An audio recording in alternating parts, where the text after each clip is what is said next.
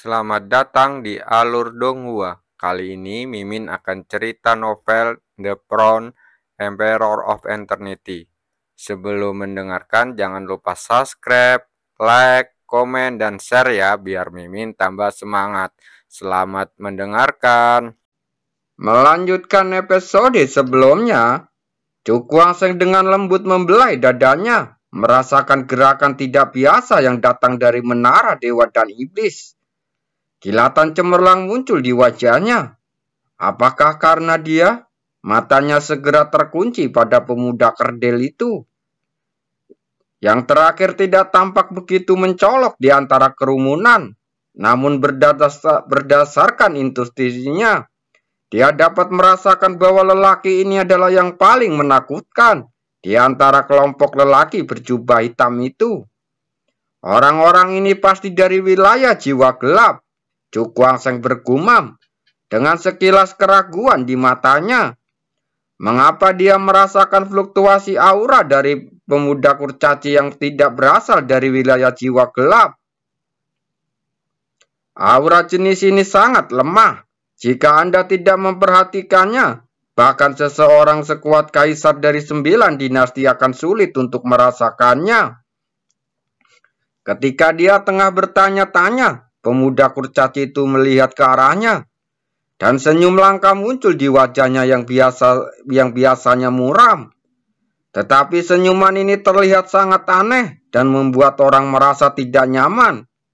Hati Cukwang langsung terguncang, dan penggerakan menara dewa dan iblis di tubuhnya menjadi lebih intens pada saat ini.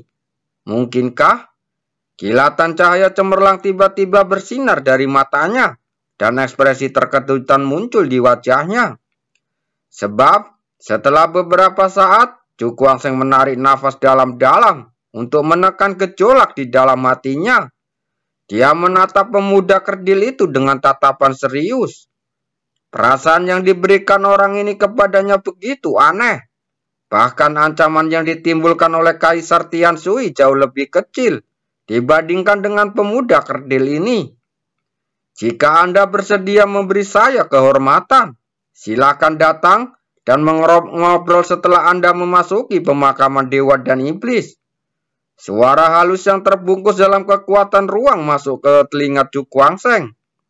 Ekspresi wajah Cukwang langsung berubah, tetapi dia tidak memilih untuk menanggapinya. Karena dia tidak tahu apa-apa tentang latar belakang orang tersebut, lebih baik sebisa mungkin menghindarinya. Melihat sikapnya, pemuda kerdil itu tidak lagi mengagunya. Setelah tersenyum padanya, dia menarik kembali pedangnya. Mata Cukwang langsung berkedip, lalu dia mengalihkan pandangannya dan melihat ke tempat lain di alun-alun. Saat ini, ada lebih dari selusin praktisi yang berkumpul di sini. Mereka semua berpakaian biasa, dan auranya terkendali, dan tampak seperti sekelompok orang biasa. Orang-orang dari sekte Tianding, wilayah tanah suci. Ekspresi Cukwang langsung membeku, menatap pola tripod di dadanya orang-orang ini. Seperti yang diharapkan, orang-orang dari wilayah tanah suci juga muncul di sini. Salah satu menara dewa dan iblis seharusnya ada di antara orang-orang ini. Dia mengepalkan telapak tangannya serat. Tetapi yang membuatnya bingung adalah mengapa dia tidak merasakan adanya gerakan aneh dari menara dewa dan iblis. Secara logika, selama orang-orang dari sekte Tiandi ini memiliki menara dewa dan iblis, itu akan menyebabkan pergerakan abnormal di menara dewa dan iblis di tubuhnya. Tetapi situasinya saat ini ialah dia tidak merasakan adanya penggerakan aneh dari menara dewa dan iblis. Mungkinkah orang-orang dari sekte Tiandi sengaja menekan fluktuasi menara dewa dan iblis, menyebabkan menara dewa dan iblis di tubuhku tidak bereaksi? Gumamnya dengan bingung. Sambil memikirkan hal ini, Cukwang dengan cermat mengamati orang-orang dari sekte Tianding. Namun tiba-tiba menemukan sebuah masalah. Di antara orang-orang ini tidak ada yang memimpin. Apa yang sedang terjadi? Dia menjadi semakin bingung. Banyak hal yang terjadi hari ini penuh dengan keanehan. membuatnya sulit untuk melihat kedalamannya.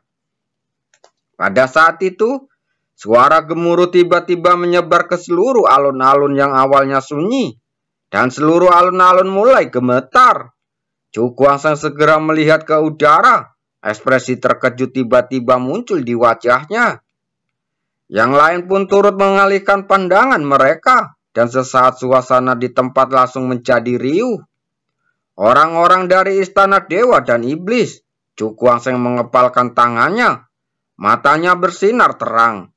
Setelah ratusan tahun, dia akhirnya melihat orang-orang dari istana dewa dan iblis lagi. Bayangan gelap menjulang di atas alun-alun dan sebuah istana besar muncul di udara. Ketika menatap istana hitam itu, semua orang jelas bisa merasakan sesuatu kekuatan penindasan yang amat dahsyat memancar darinya, menyebabkan tanah di alun-alun itu sedikit amblas. Aura yang sangat mengerikan dan menindas. Istana dewa dan iblis ini layak menjadi kekuatan nomor 1 di benua dewa dan iblis. Pada saat ini, baik orang-orang dari 9 dinasti maupun tanah suci saling melemparkan pandangan terkejut. Mata mereka tertuju pada istana hitam itu. Di bawah tatapan banyak orang, suara tawa yang dahsyat seperti terdengar datang dari istana. Lalu pintu batu istana yang tertutup rapat itu perlahan terbuka, dan nafasnya yang bergelora keluar darinya, menciptakan gelombang besar di atas alun-alun. Udara pun langsung melonjak, dan cahaya tak berujung melesat keluar dari gerbang batu, berubah menjadi awan hitam di depan istana. Setelah beberapa saat, cahaya itu langsung menghilang, dan 9 sosok muncul di atas awan hitam. Ke-9 lelaki itu berdiri dengan tangan di belakang punggungnya. Aura yang kuat terpancar dari tubuh mereka, menyelimuti seluruh alun-alun. 9 tetua istana dewa dan iblis. Melihat ke-9 sosok itu, seruan pun tiba-tiba terdengar. Mereka tidak menyangka bahwa untuk pengorbanan surgawi kali ini, istana dewa dan iblis akan mengirim 9 tetuanya. Tahukah kamu, ini kekuatan inti sesungguhnya dari istana dewa dan iblis. Di tengah banyaknya orang yang berseru kaget, Cukuangseng meliriknya dan langsung melihat sosok yang dikenalnya. Ayah Fang Heng, tetua ke-7 istana dewa dan iblis.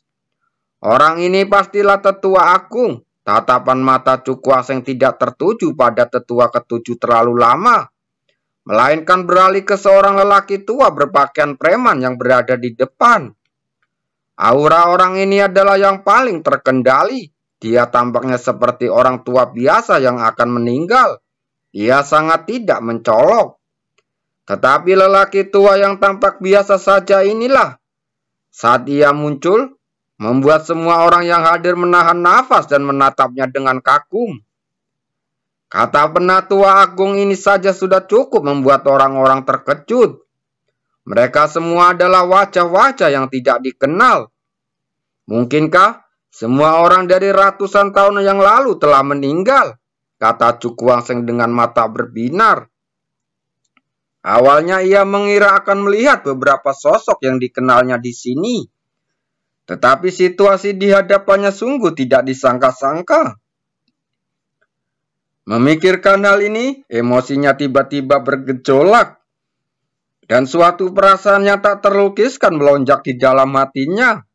Entah mengapa, kalau memang benar seperti dugaannya, dia akan merasa kehilangan sesaat. Perasaan yang rumit itu tampaknya sulit dijelaskan. Hahaha. Tiba-tiba terdengar suara tawa seseorang lelaki tua, membuyarkan lamunan Cukuangseng. Orang tua berpakaian preman itu melangkah maju perlahan. Semuanya, atas nama istana dewa dan iblis, saya ingin mengucapkan terima kasih kepada semua orang karena telah datang untuk berpartisipasi dalam pengorbanan surgawi ini. Di bawah pengaruh suatu kekuatan, suara itu bergemuruh di telinga setiap orang, menggetarkan hati orang-orang yang hadir. Kekuatan tetua agung ini benar-benar tak terduga. Mendengar suara kuat bergema di telinganya, mata Cukuang Seng langsung terpaku, dan cahaya redup melintas di matanya. Tingkat kultivasi tetua agung istana dewa dan iblis ini setidaknya berada di puncak ranah yin yang tingkat ketiga, dan bahkan mungkin telah memasuki tingkat keempat. Saya jadi penasaran, seandainya mereka masih hidup, seberapa kuat orang-orang itu sekarang? Dia bergumam dengan ekspresi yang sedikit rumit. Ratusan tahun telah berlalu sekarang. Selama musuh saat itu masih hidup, kekuatannya pasti telah mencapai tingkat yang mengerikan. Tapi sekarang dia jelas tidak bisa menghadapinya secara langsung. Memikirkan hal ini, Cukuang Seng perlahan mengepalkan tangannya dengan tekad bersinar di matanya.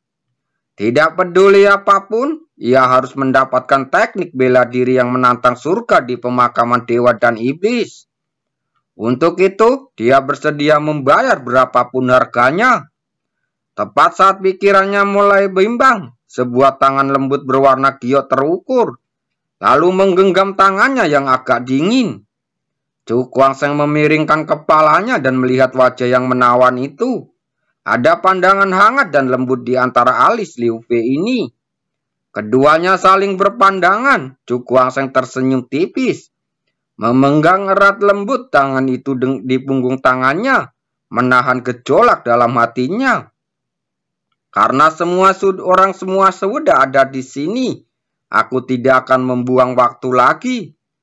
Orang tua berpakaian preman itu menyapu pandangannya ke seluruh tempat. Dia melambaikan lengan bajunya, dan retakan tiba-tiba menyebar dari tengah alun-alun, menyebar di sekitar platform bundar itu. Platform melingkar itu bergetar, dan cahaya merah darah memancar darinya. Cahaya itu setebal darah mengalir turun dari platform melingkar dan mengalir ke celah-celah. Dalam sekejap, tanah di seluruh alun-alun langsung bergetar, seolah-olah sesuatu yang dahsyat hendak meledak dari dalam tanah. Cukuang Seng menatap cahaya merah itu, merasakan bau darah datang ke arahnya, dan ekspresinya tiba-tiba berubah. Entah mengapa, dia merasakan aura yang familiar dari darah itu. Aura ini tampaknya sangat lemah, begitu lemah sehingga tidak dapat dirasakan. Tetapi meski begitu, dia masih dapat menangkapnya dengan jelas. Pada saat ini, hati Cukuang Seng tiba-tiba bergetar, dan kilatan cahaya yang kuat melintas di matanya. Telapak tangannya terkepal erat, dan urat-urat menonjol dari dahinya.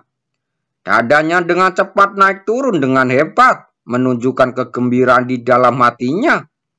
Kuang Seng, ada apa denganmu? Liu Fei bertanya dengan gugup. Mendengar ini, emosi Cukuang Seng perlahan menjadi tenang. Dia melambaikan tangannya dan berkata, "Tidak apa-apa, aku hanya teringat beberapa hal lama." Melihat dia tidak bermaksud mengatakan lebih banyak, Liu Fei tidak bertanya lebih lanjut. Ekspresi Cukuang Seng langsung berubah. Dia menatap cahaya darah itu. Sedikit keraguan tampak di wajahnya. Mengapa dia mencium jejak baunya di sini? Mungkinkah dia masih berada di istana dewa dan iblis? Cukuang Seng menggelengkan kepalanya dan menepis gagasan yang agak tidak masuk akal ini. Dengan bakatnya, setelah ratusan tahun dia pasti telah memasuki 9 surga, dan mustahil baginya untuk tinggal di istana dewa dan iblis. Mungkinkah setiap pembukaan istana dewa dan iblis benar-benar memiliki semacam hubungan yang tidak terpisahkan dengan 9 surga? Entah mengapa, dia selalu merasa ada lapisan misteri yang menyelimuti pemakaman dewa dan iblis, dan dia tidak dapat mengetahui alasannya. Seiringnya berlalunya waktu, cahaya merah darah menjadi semakin lebih intens.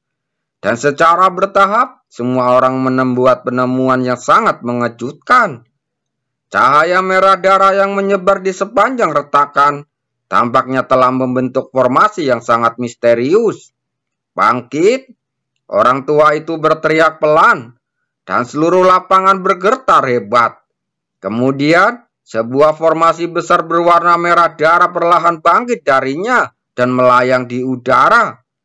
Jika diperhatikan lebih dekat, formasi berwarna merah darah ini tampaknya berpusat pada mata kristal dan menyebar ke segala arah. Pada saat formasi itu melayang di udara, dua berkas cahaya tiba-tiba jatuh dari langit, masing-masing mendarat di salah satu ujung formasi. Siapakah kedua orang ini? Cahaya itu pun menghilang dan dua sosok pemuda jangkung dan tegap muncul di hadapan semua orang dengan ujung tajam bagaikan pedang penjulang ke langit. Jenius nomor 1 dari istana dewa dan iblis. Tubuh Danausi langsung bergetar. Dia berkata dengan kaget.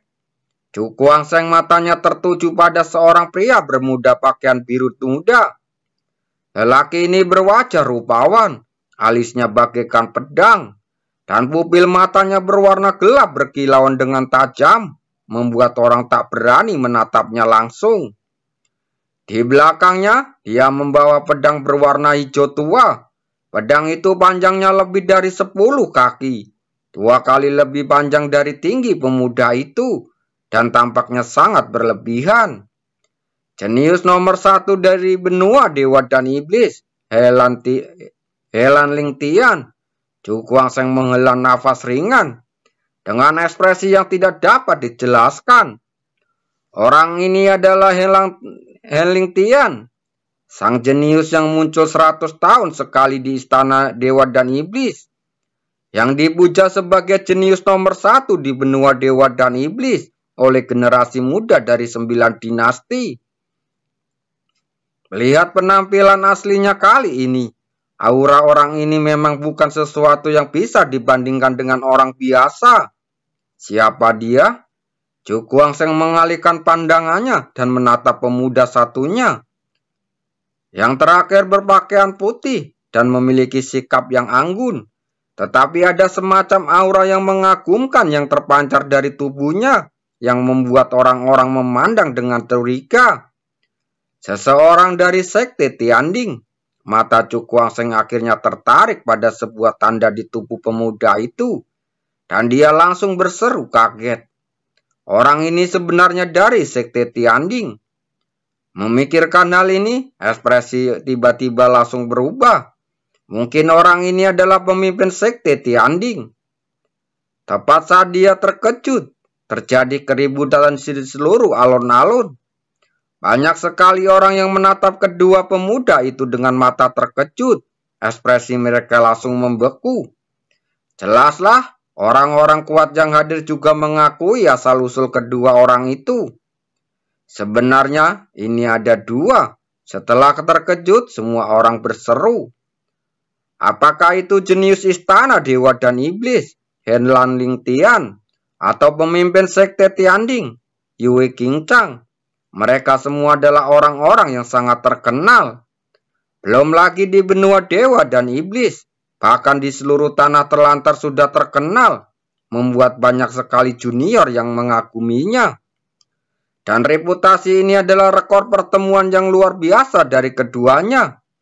Konon, seorang pendekar sakti di puncak tingkat ketiga Rana Yingyang pernah gugur di tangan mereka. Mereka berdua adalah kebanggaan sejati generasi muda. Seseorang berseru. Yue Qingchang? Cukuang Seng mendengar pembicaraan di sekitarnya dan menatap pemuda berpakaian putih itu dengan tatapan aneh di matanya. Dari segi manapun, kejeniusan sekte Tianding ini memang tidak kalah dengan Helingtian dari istana dewa dan iblis. Melihat keterkejutan di antara kerumunan, Ketua Agung Istana Dewa dan Iblis, lelaki tua berpakaian kain itu membelai janggutnya dan tersenyum. Kedua pemuda ini adalah master formasi utama dari formasi langit awan darah. Pengorbanan surgawi berikutnya akan diselesaikan oleh kedua orang ini. Suara itu pun langsung menyebar dan mengejutkan banyak orang. Pengorbanan surgawi di dunia ini benar-benar dipercayakan kepada kedua anak muda ini. Yue Qingchang tersenyum tipis Dia bertukar pandang dengan Helan Lingtian, lalu mengalihkan pandangannya ke arah semua orang, dan sebuah suara rendah mulai terdengar. Pengaktifan formasi langit awan darah membutuhkan dukungan Anda. Selanjutnya, saya ingin meminta bantuan Anda. Terima kasih.